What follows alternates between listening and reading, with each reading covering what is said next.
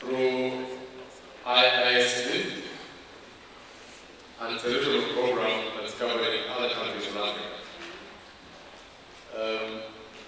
As usual, we want to thank you for the partnership.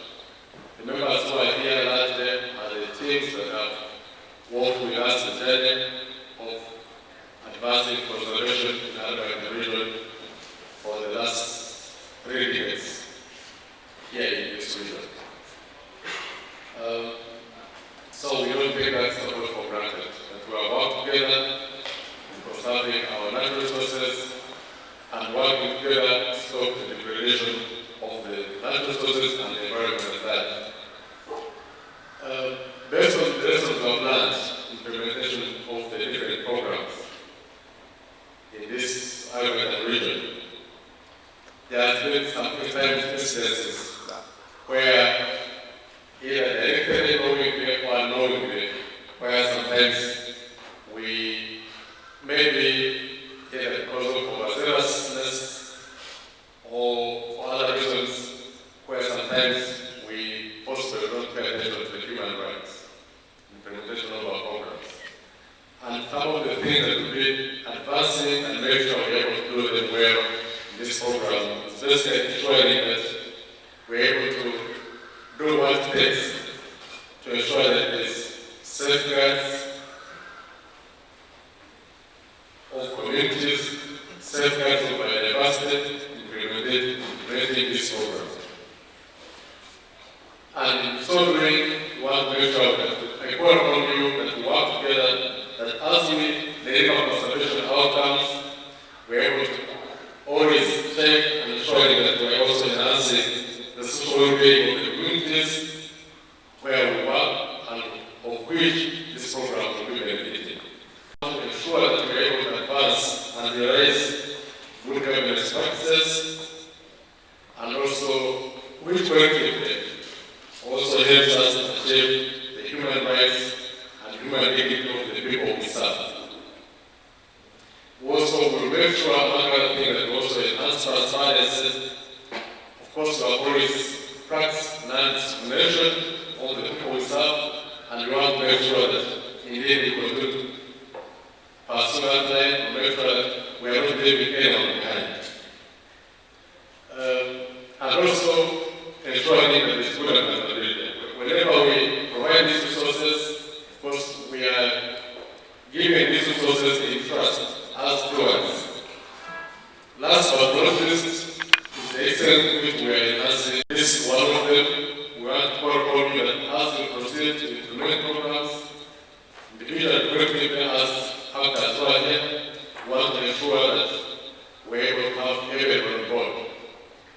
And I want again to ask you as our allies that we want to be a listening partner. We want to be a partner that enhances and also receives dialogue, but also want to promote dialogue and make sure that if you feel that something is not going well with the programs, you have a book to be shared in my contacts. Let's engage. We want to make sure that indeed there is value for money in implementing these programs, but also that we are generating impact. We recognize possibly this is a short project, but it's building on some of the programs that we have in this region.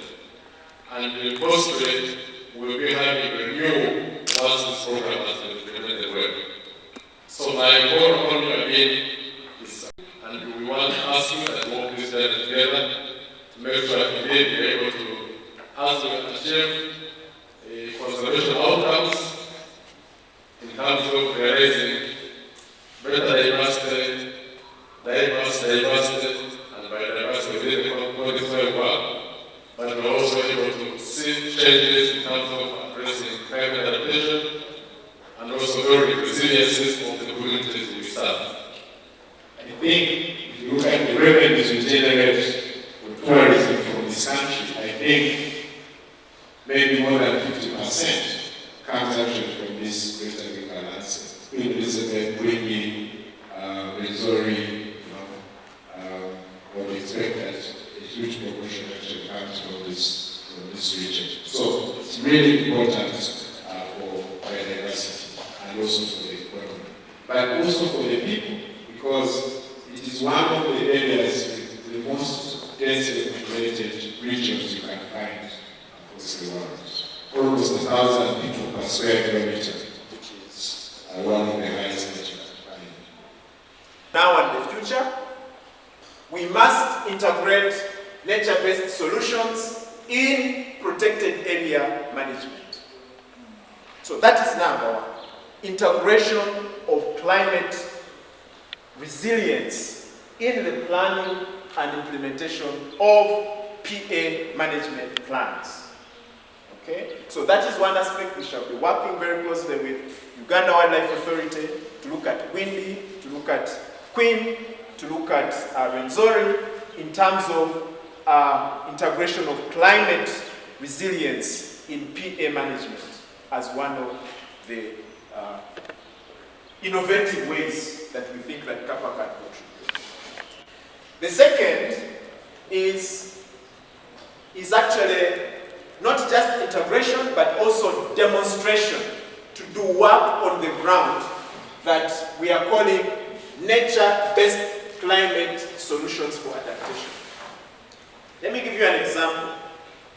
If you look at the challenges we have on River Nyamwamba,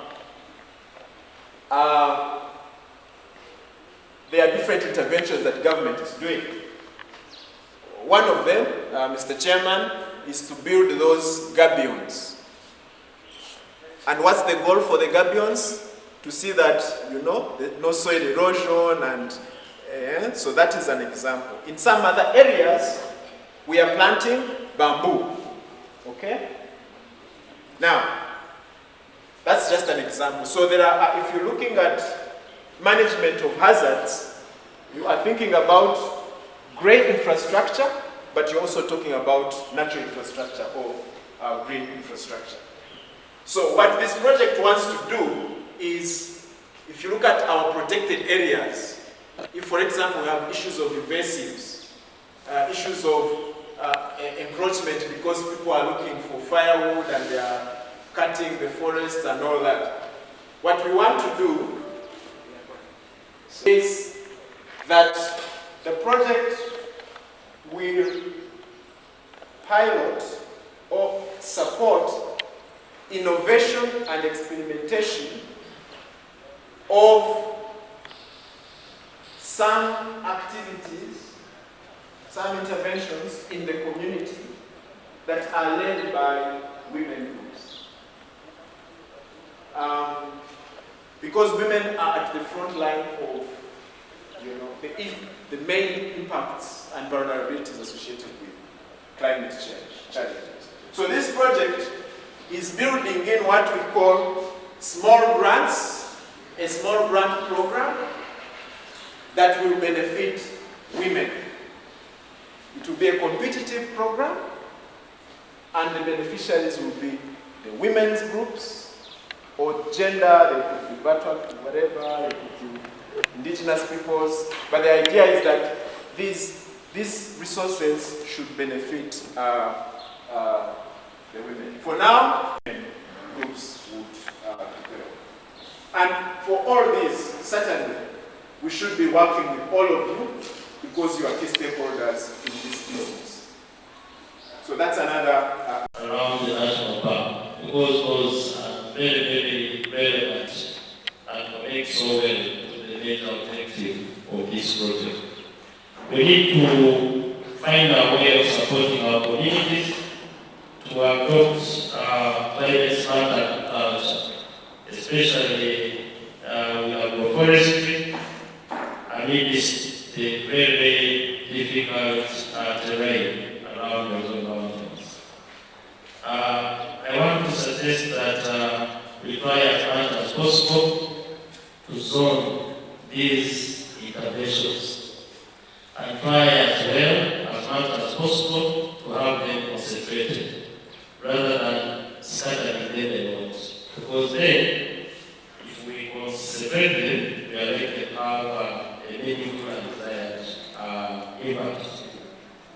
And finally, of course, also look at ecological monitoring for any effects and flavors of climate change, because we hope that these can inform rapid responses to any new activities and be able to support them where possible. Thank you. People from sorrow. One day I lived with my boss when I was in the garden down there. I went to the people. We left to the sorrow town. Went to Oshani. We drove up. Reached the people. That breeze of the wind when we went to Oshani, I brought my boss back in a minute before I even got to the staff. Was the part go there today? It has changed completely. Completely has changed. These days, we lose a lot of crops. These people are sensitive between Queen Elizabeth and the Western Mountains. People have lost crops. All season. Find the maize, the beef, and crab. Elsewhere, remember people sometime back when we had to collect food, items, and money to go and save the crop. It seems to be a very productive, rainy area. You get that? We have quite a number of examples that I'm referring to. Climate change, colleagues, is real. It's not gaming. And it's now our responsibility as people in authority, people in a position that can influence to actually come up and spearhead climate adaptation interventions.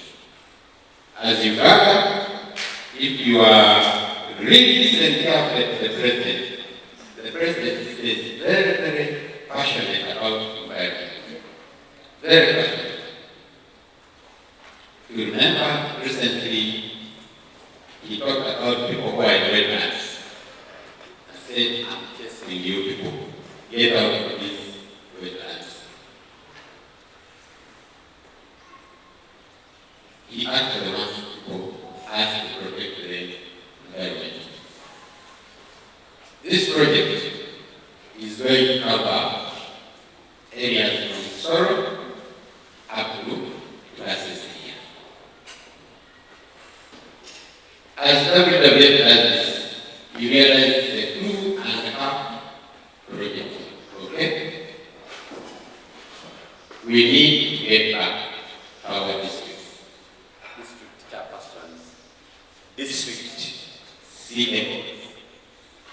Let's integrate climate change in our plans, district plans, and our sub-county plans, and in our UWF plans. So that as WWF gives us some of these projects, we also have our own initiatives that are going to kind of complement what WWF has brought on the table. It's a small project, it's a short project, but we need to look at sustainability. How are we going to see this then go beyond the lifetime of the project? Get together as stakeholders and contribute efforts in various ways. Through awareness, through training, and through action, and all was WWF wins. We have all won. We shall have scored. And the rest is join you, and then we shall sign here, and I will sign here. Project name and sign again. Okay, thank you, colleagues. We take the opportunity to launch this project. This project, as we had, is going to help us bring interventions in place that are going to help us mitigate the impacts of climate change. As I said, climate change is not a myth anymore. It's now real, and it's our responsibility as partners and stakeholders to have these mitigations implemented. With this short statement, we therefore officially launch this project, and I hereby, on behalf of UWA, sign and agree to the participation of this project as I put my signature on this project.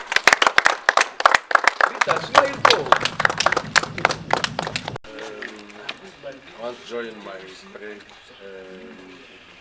Mr. Makombo John, presenting the ED for Uganda Wildlife Authority, say that we are optimistic to see how this project will succeed. And basically the project is about promoting natural solutions, strengthening climate resilience and biodiversity conservation in the greater Virunga landscape. And we want to call upon you, all of us, government, local government, civil society, and communities together to work together to make sure that this project is able to succeed and be able to enhance resilience of communities to respond to climate change effects. I thank you. Of district local governments that are within the catchment of the Virunga landscape, I want to express our appreciation for this project and our support to see that we work together in areas or issues that help us to protect and our environment and transform our communities that are within these protected areas. And by this, I want to sign as a sign of this cooperation to show and express our support on behalf of my colleagues.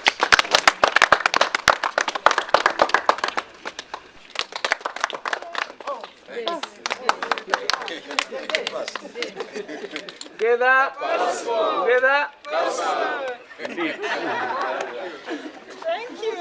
My name is John Makombo. I'm here on behalf of Uganda Wildlife Authority, and therefore on behalf of government, most especially as this project is going to cover the string of protected areas within the Albertine region, right from Mugahinga to the Rwenzoris.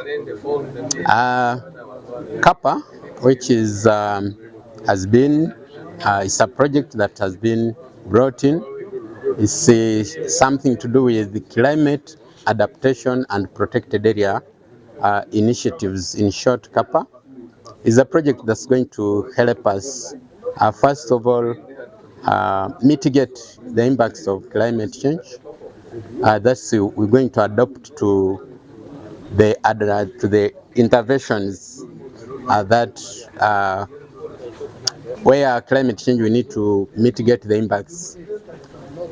Two, it's going to help especially the rural women to ensure that they get livelihood projects that are going to improve their household income, at the same time ensuring that these interventions are more to do with environment protection or climate change interventions.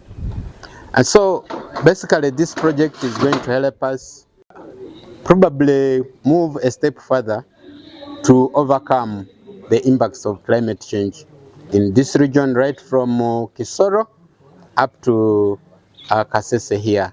So it's good. We thank WWF for having initiated this, and we also thank the Canadian government for accepting to fund our region to work with to work on climate change issues. As we can all know, climate change is no more a myth. Climate change is practical now. We can no longer hide our heads in the sand. We can't anymore, because climate change has started hitting us. The Rwenzori region was badly hit by floods. We have seen a number of crops drying because of drought. We have on the Rwenzoris now, or actually in Windy, those species that we used to see at the low level altitudes are now up, meaning that temperatures have changed, and now chameleon, the three-head chameleon, can be seen at elevations that they used not to be. We, of course, have seen a number of plant species that are evading the park now because of the fact that those that are less resistant to the high temperatures are now dying so fast and very fast. And so we get those that are hardened, and we call them invasive plants. Taking over the ecosystems, they are now taking over the parks. And this is because of climate change issues. Temperatures are high, and we need to ensure that we adapt. When we get interventions, when we get projects like this, we need to therefore embrace them and implement them as stakeholders. And so we thank WWF for this initiative, and I appeal to all stakeholders to join in so that we can all jointly implement this project and see it as a success within the region. So as the government and getting it from the president, we are actually very committed to environmental protection and especially issues of climate change. The president has echoed the need for investors to leave the wetlands, and so as government we are committed to assuring that we mitigate the impacts of climate change.